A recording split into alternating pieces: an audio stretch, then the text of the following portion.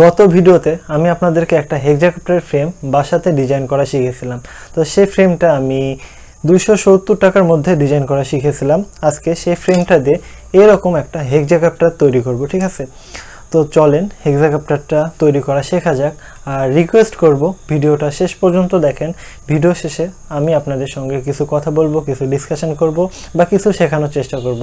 তো চলেন হেক্সাকপ্টারটা তৈরি করা শুরু করা যাক। হেক্সাকপ্টারটি তৈরি করার জন্য আমি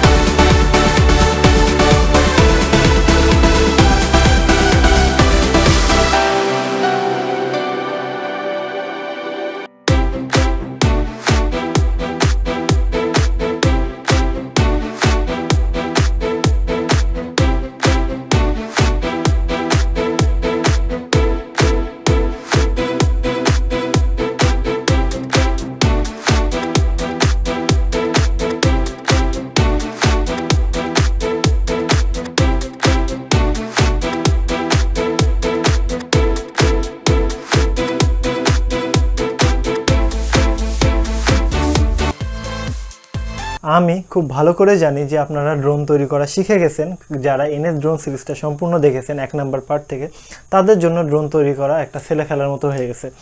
তো যাই হোক, এই যে আমি হেক্সাকপ্টারটা তৈরি করলাম, এই হেক্সাকপ্টারে তো একটা প্রোগ্রাম সেট আপ করতে হবে, তাই না? সেই ভিডিওটা আমি সামনের ভিডিওতে দিব, কারণ ভিডিওটা অনেক লং হয়ে যাচ্ছে। এর আগে আমি আপনাদেরকে একটা হেক্সাকপ্টার তৈরি করা শিখিয়েছিলাম, এই যে এই ড্রোনটা। আপনারা হয়তোবা সেটা দেখেছেন, এনএস ড্রোন সিরিজে সুন্দরভাবে সাজানো আছে। তো সেই ভিডিওটা যদি দেখেন, সেই ভিডিওর মধ্যে প্রোগ্রাম সেটআপটা দেওয়া আছে। তো সেই প্রোগ্রাম সেটআপ আর এই প্রোগ্রাম সেটআপটাও সেম হবে। তাও কিছু মানুষ যেহেতু একটু বুঝে কম, বা হয়তোবা গ্রাম অঞ্চল থেকে আসছে, বা একটু এই দিকে মানে কম ঘোরাফেরা করেছে, বা এগুলো নিয়ে কম ঘাটাঘাটি করেছে, তাদের জন্যই আসলে সামনের ভিডিওতে আমি এই হেক্সাকপ্টারেরই প্রোগ্রাম সেটআপটা আপনাদেরকে দিয়ে দেব। কিন্তু এই ড্রোনে যে প্রোগ্রাম সেটআপটা আমরা করেছিলাম সেটা আর এটার মধ্যে কোনো পার্থক্য থাকবে না, সেম। তো যতগুলো হেক্সাকপ্টারই আমরা বানাই না কেন, এক্স মোডের যদি হেক্সাকপ্টার হয়, প্রোগ্রাম সেটআপগুলো সেম। তো আমি তাও প্রত্যেকটা ভিডিওতেই আমি দেখিয়ে দেওয়ার চেষ্টা করব। আসলে মানে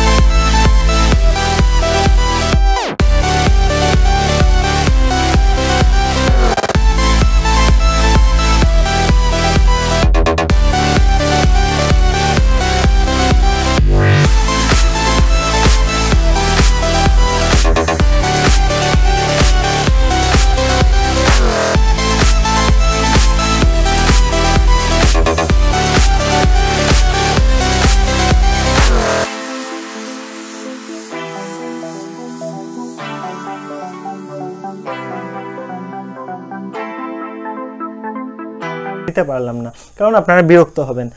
এই ড্রোনটার পারফরমেন্স কিন্তু খুব একটা খারাপ না। দেখেন, এই ফ্রেমটা 3 লেয়ারের, এই জন্য ব্যাটারি প্রোটেকশন থাকবে। যতই ক্র্যাশ করুক ব্যাটারির কোনো রকম ক্ষতি হবে না। তো আর আর্মগুলো কখনোই ভাঙবে না। হয়তো বা অনেক উঁচা থেকে পড়লে বাঁকা হয়ে যেতে পারে, তবে এসএস খুব একটা বাঁকা হয় না, কারণ এটা খুবই শক্তিশালী একটা স্টেনলেস স্টিল, এসএসের ফুল ফর্ম। আর একটা জিনিস যেটা না বললেই না, দেখেন ড্রোনটা যদি ক্র্যাশ করে, এইভাবে যদি মাটিতে পড়ে, সাপোজ এটা মাটি, এভাবে যদি পড়ে, ফ্লাইট কন্ট্রোলারে কিন্তু গ্যাপ থাকবে। এই যে বুলেট অ্যাডাপ্টারটা জন্য এই ফ্লাইট কন্ট্রোলারে ঠেকবে না, ঠিক আছে? অনেক মানুষ কী করে জানেন, যে ড্রোনের ফ্রেমটা হয়তোবা তারা এইভাবে বানাবে, ফ্লাইট কন্ট্রোলারটা এইভাবে সেট আপ করবে এর উপরে, আর এখানে মোটর, এখানে মোটর, এখানে মোটর, এখানে মোটর, এখানে মোটর। তো ড্রোনটা যখন ক্র্যাশ করবে ডাইরেক্ট ফ্লাইট কন্ট্রোলারের উপরে পড়বে বা মাটির সাথে ঠেকবে, তখনই ফ্লাইট কন্ট্রোলারটা একেবারে নষ্ট হয়ে যাবে। তো দেখেন, ওই কেনার ফ্রেমের থেকেও এর ওয়েটটা একটু হলেও কম। তো আরও ওয়েট কমানো যাবে না তা না। আপনি যদি সব সেম রাখবেন, এসএসের জায়গায় অ্যালুমিনিয়াম ইউজ করবেন। যেহেতু অ্যালুমিনিয়াম সব জায়গাতে পাওয়া যায় না, আমার আশপাশেও পাওয়া যায়নি, এই জন্য আমি এসএস দিয়ে ডিজাইন করেছি। আর যদি অ্যালুমিনিয়ামের পাইপ পান তাহলে বেস্ট, আরও ভালো। কিন্তু অ্যালুমিনিয়ামের পাইপ যদি আপনি ইউজ করেন, ক্র্যাশ করলে কখনোই আর্মগুলো সোজা থাকবে না। তো অ্যালুমিনিয়ামের পাইপ কখন আপনারা ইউজ করবেন? যখন শিখে যাবেন তখন অ্যালুমিনিয়ামের পাইপ ইউজ করতে পারেন। আবার যখন দেখা যাবে যে আপনি একটা মিশন ড্রোন বানাবেন, যেমন কোনো কিছু ড্রপ করবে, তার জন্য তো অনেক ওয়েট ক্যারি করতে হবে, তাই না? বা কোনো স্প্রে করবে এরকম, তার জন্য পানি ক্যারি করতে হবে বেশি ওজনের। তো সেই ক্যারি করার জন্য ড্রোনের ওয়েটটা কম রাখলে বেশি পরিমাণে পানি ক্যারি করা যাবে। বা কোনো প্রোডাক্ট ক্যারি করার জন্য আপনারা এটা ইউজ করতে পারেন। যদি ফ্রেমের ওয়েটটা কমান তাহলে বেশি পরিমাণে প্রোডাক্ট ক্যারি করতে পারবে। তো যাই হোক, আজকে আর কথা বাড়াচ্ছি না। আমি জানি ভিডিওর লেন্থ অনেক বড় হয়ে গেছে, তবে তার জন্য ক্ষমাশীল দৃষ্টিতে দেখবেন। আমি আপনাদেরকে শেখানোর জন্য অত্যন্ত পরিশ্রম করে যাচ্ছি। তো আজকের মতো এই পর্যন্তই। ভালো থাকবেন, বাবা মা ও প্রিয়জনের খেয়াল রাখবেন। NS নজ signing out.